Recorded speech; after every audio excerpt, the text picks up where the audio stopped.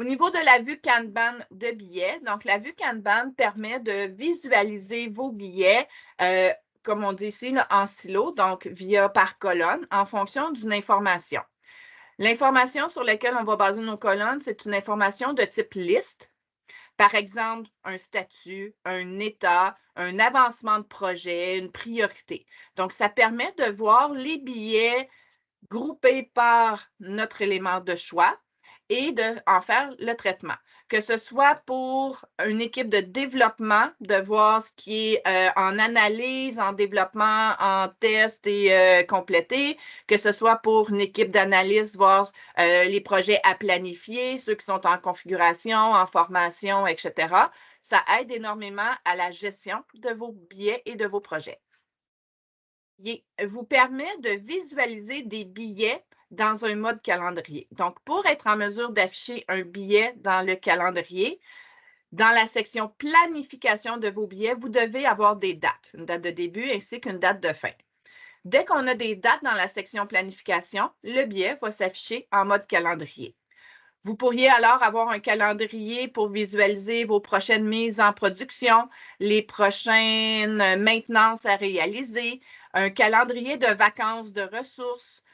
Donc, il y a différentes raisons pour lesquelles on voudrait voir nos billets en mode calendrier, que ce soit pour information ou pour planification. C'est ce qu'on appelle la vue répartition. Donc, la vue répartition, pour être utilisée, on doit l'activer via le menu de gestion autres paramètres. Un coup que cette vue-là elle est active, elle est disponible à toutes les ressources.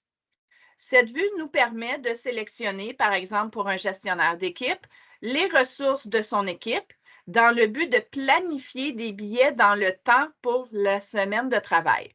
Donc, la façon dont ça fonctionne, c'est qu'on a une grille de billets à l'écran et on fait simplement du cliquer, glisser, déposer. Donc, on glisse et on dépose les billets au moment et à la date voulue pour la ressource. On peut ajuster le temps requis. Donc, par défaut, on met 1 heure de temps pour chaque élément, mais on peut l'agrandir ou le rapetisser pour jouer avec le temps requis. De plus, cette vue-là nous permet d'avoir des codes de couleurs. Donc, les codes de couleurs sont en fonction de l'état du billet. Quand on va dans nos éléments de liste, pour chaque état de billet, on peut mettre une couleur qui va être représentée dans la vue répartition. Donc, que ce soit un billet qui est en attente d'approbation, en attente d'analyse, en test ou peu importe l'état du billet, on peut avoir des codes de couleurs pour nous donner encore plus d'informations sur les billets à traiter.